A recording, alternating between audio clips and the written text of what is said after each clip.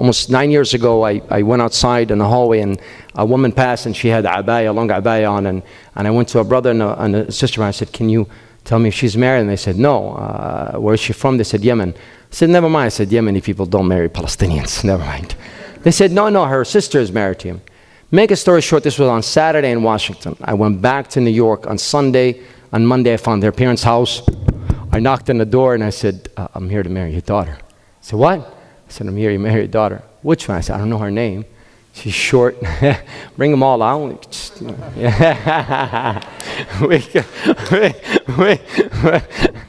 This is the TheDeenShow.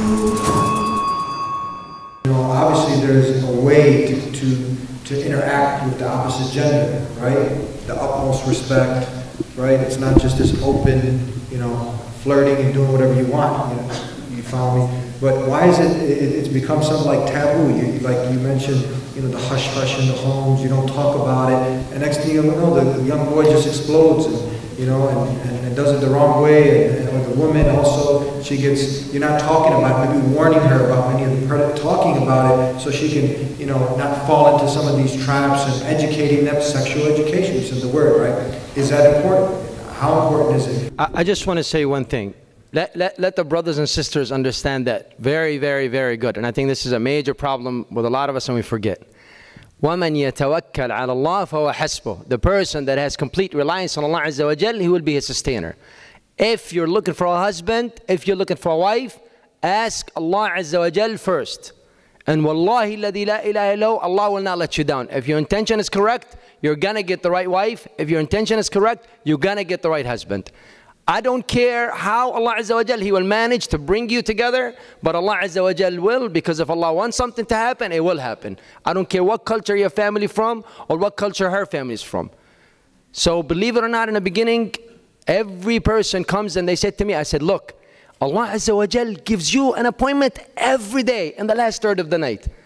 فَيَنْزِلُ إِلَى السَّمَاءِ الدُّنْيَا. Allah Azza wa Jal descends to the heavens in a nuzul يليق في مقامه, that is relevant to Allah Azza wa Jal. فيقول هل من مستغفر أستغفر له. Is there someone seeking forgiveness that I shall give him? هل من تائب أتوب عليه. وهل من ذي حاجة. Is there anyone? Malik al-Muluk comes out in the last third of the night and asks you, the king of all kings, is there anything you want? قلوب أبي وأباك وأمي وأمك. The hearts of my father and your father بين أصابع الرحمن. Between the fingers of Allah Azza wa Jal. He will make your mother or your father loves your future husband or loves your future daughter, if the intention behind it is clear, because the only purpose of marriage is for you to get your husband to get you to go to Jannah, and for your wife to help you get to Jannah. So if the intention behind it is pure, Allah Azza wa Jal will make the means. So if you lift up your hands, when Rasulullah said, Inna rahmatil that the mercy of a mother on her child, and Allah Azza wa Jal, arhamu ala ibadihi min rahmatil ala waladiha, from the rahmah of the mother over her children. Do you think Allah, when you put your hands up and you said, Allahumma arzuqni zawja salihah, oh Allah, give me a righteous wife, you think Allah will turn you down? Of course not. You think Arhamur Rahimin will turn you down? You're asking for a righteous husband that all you want is to turn you to Jannah and help you to Jannah and make you and turn your house into a beautiful house? Allah will never turn you. So that's number one and foremost answer to all of our problems, not just marriage. Turn to Allah in the last third of the night. Let's get up in the middle of the night when we have the time and make dua to Allah. Secondly, as far as getting a culture differences, or I am, like the sheikh said, I had a sheikh that told me I should not marry her because she's from Yemen. And sometimes my wife will, لا أقول لك يا رجال ما نشتيش لا تكلمني لا بنخرج ولا خرجنا ولا جزعنا ولا. And then my mother obviously don't like this. You know, why is your kid saying barra? And they're saying barra. You're going to have that problem. It's going to happen in every culture. Abdullah ibn Mas'ud said, لا يخلى بيت من حزن. Allah Mas'ud said, no house will be empty of sadness. You think my house is all filled with the joy all the time? I know it looks like it. But sometimes we have problems. So did the house of Rasulullah sallallahu alaihi wasallam and the Sahaba. So with that I seal it. Don't think that there'll be a perfect home. You're always going to have problems at home, but ask Allah Azza wa Jal to sustain you, and He's the best of sustainers. The next question here from the audience here, it says, I'm the youngest sibling, and therefore my influence on my brothers and sisters is minimal. How can I encourage them to to learn more about Islam, submission to the will of God, Allah, and to return to the right path.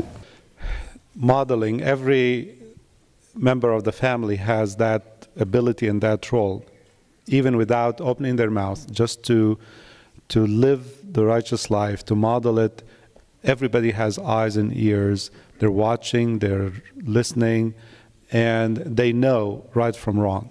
So I know that for a younger sibling, it's very hard to tell his or her older siblings what to do, but without saying anything to them, just by modeling it, living it, praying in front of them, reading Quran, having good manners, dealing with them in a very, respectful way, it just puts them in their tracks. And same goes with dealing with other people. When the sisters, if it is at school or at work, they deal with non-Muslims, even those who don't behave well, you find them all of a sudden restricting their behavior because they're now dealing with you. You are in control of the situation. So I don't want you to worry as a younger sibling that, oh, if I open my mouth, they're going to, put me down. No, don't. It's not your responsibility, but to model your Islamic behavior. I'll let you handle the next one, inshallah. It says, do you think teenagers should be trusted with devices? An example, phones and iPhones, or it says phones here, but different devices with parents watching. Should they be allowed with their phones? Absolutely. We all know the story of the scholar when a young man came over to try to learn something from him.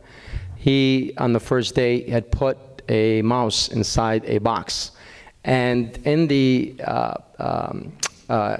box was sealed, so he had told him to deliver this mouse to another person. So on the way, the curiosity was just killing this young man. He was hearing all this, and he's like, what is this inside this box? So he opened it up on the way, and eventually the mouse just jumped off, right? So he came back and he was like, is this the amana? You're like, I trust you and I want you to take this. He's like, is this the amana that you're giving me? I told you I want to become a student. I want to learn from you. And you give me a mouse to deliver to someone? He said, if I could not trust you. Where he told him to just deliver this box to this other scholar and just keep it closed. He said, if I could not trust you on small things such as a mouse, how do you want me to trust you on the deen of Allah Azza wa Jal? And secondly, another teacher told the students, every one of them, to take this chicken and slaughter it somewhere where no one can see. Can you see me? Yeah? Because these are my boys from Alabama, so I love these boys, Ammar and Ziyad. And they came all the way from Alabama. May Allah Azza wa Jal reward them for the long drive. So one student came back and he didn't slaughter the chicken. He said, why did you not? He said, you told us to take it somewhere where no one can see us. And Allah Azza wa Jal is the all-seeing, so I couldn't. So the teacher was shocked. So point being made, establish ihsan. أن تعبد الله كأنك تراه فإن لم تراه فإنه يراك. Establish the trust in our masjid. Wallahi, and in Chicago when we did it, and before another masjid, we did a thing called Brothers Night Out. And I would come, and I would just go lay down. I would leave the center. And I said, I'll be back, or wake me up for tahajjud. And there's somewhere from 20, sometimes to 80 brothers. And they don't leave to go to smoke drugs, smoke cigarettes, to do anything wrong. I come back, or they wake me up, the masjid is clean, they played their pool, they've done everything. The trust was there. I tell them one word, Allah Azza wa Jal, I'm not here, but Allah Azza wa Jal is there, and there is Raqib and Atid, and they're writing everything down. So remember, Allah is watching, Allah is writing, and the book will be presented in Yawm al-Qiyamah. So you come back, and they're fully trusting. Give them the device, but establish ihsan. Give them the computer, let them be home alone, and let them go on a trusted journey. Not for the sisters out of town, that's something else. But let them be trusted. And by Allah, if you establish ihsan in them, you're not going to have that problem. Next question, Sheikh, tell us, it says, what should you do when your child tells you that she is doing things for you and not for the Creator alone? Well, thank you first. He raised the question of the chicken or the egg, but it doesn't matter. You have to always make sure that your children are doing what they're doing because they're doing it for Allah subhanahu wa ta'ala, not for you as a parent.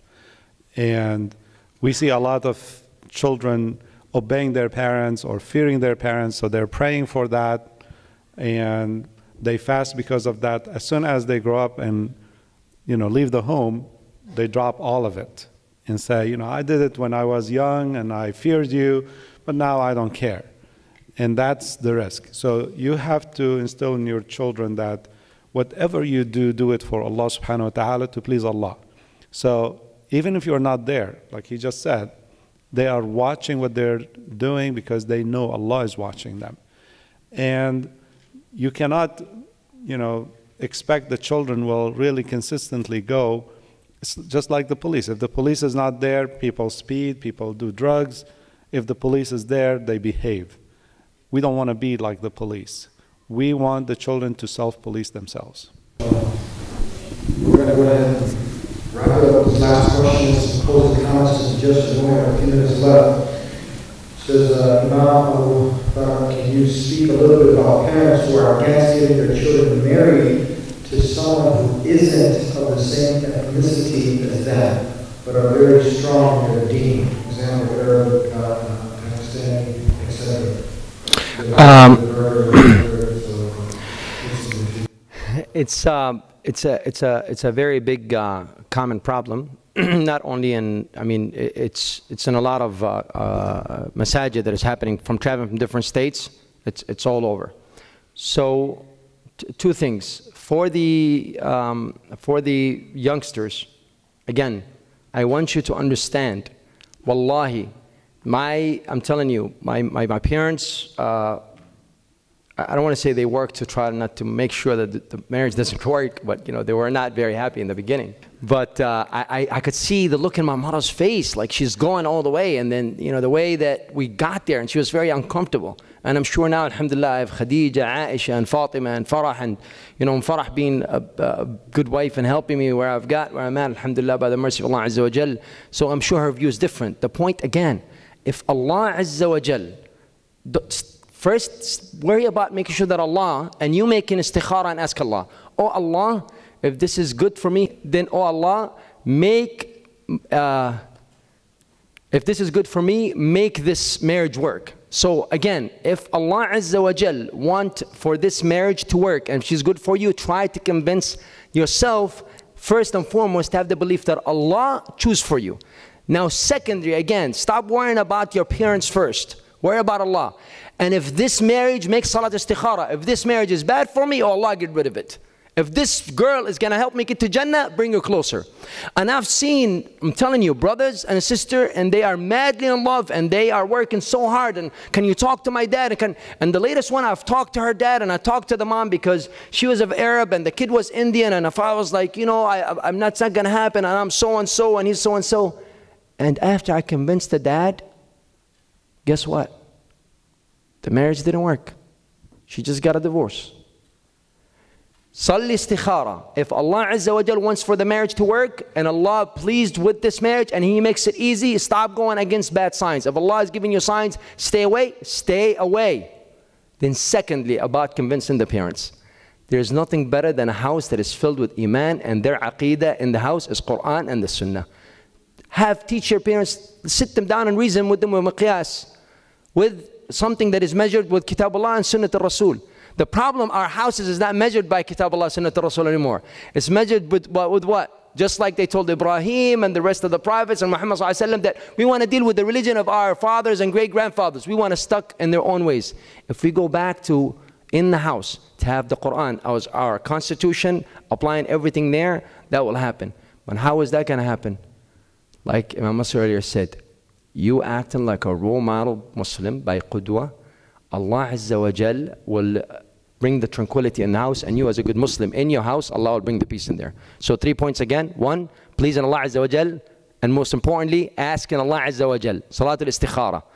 فَقُلُوبُنَا بَيْنَ أَصَابِعِ الرَّحْمَنِ. Our hearts is between the fingers of Allah Azza wa Jal. If Allah chooses, He will make you marry this woman no matter how much your parents disliked her, or Allah Azza wa Jal make you marry this man no matter how much your parents dislike him. So if Allah willed for you, Allah will have it. Number 2, marry them for the wrong... No. Oh man.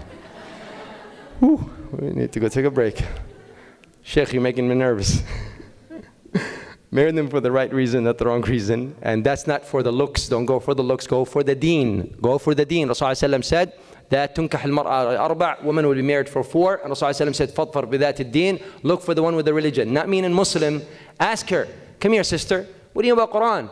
When was the Rasulullah born? Tell me the names of the mothers of the believers. And the same thing, ask the brother. Don't just ask him, oh, are you Muslim or do you just pray? I want you to ask him about his deen. You know, some of the brothers don't even know what tayammum is. How is he going to be your imam and how is he going to lead you to Jannah?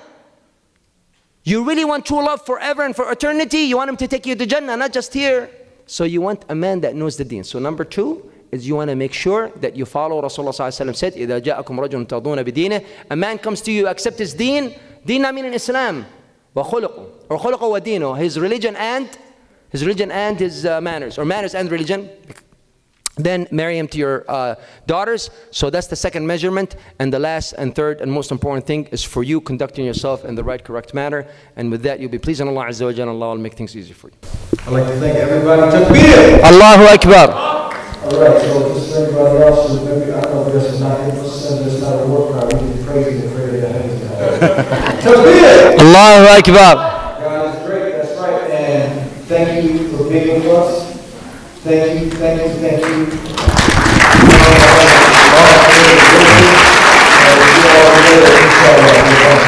Jihad, often mistranslated as holy war. The word jihad means to struggle. Islam does not preach violence. It does not preach vicious holy war. It certainly does not condone terror and suicide bombing. Islam preaches compassion, tolerance, and justice. Find the truth about Islam. Call toll-free 877-WHY-ISLAM or visit whyislam.org. Order your free copy of the Quran today. I am not afraid to stand alone. I am not afraid to stand alone. If Allah's by my side, I am not afraid to stand alone. I am not afraid to stand alone.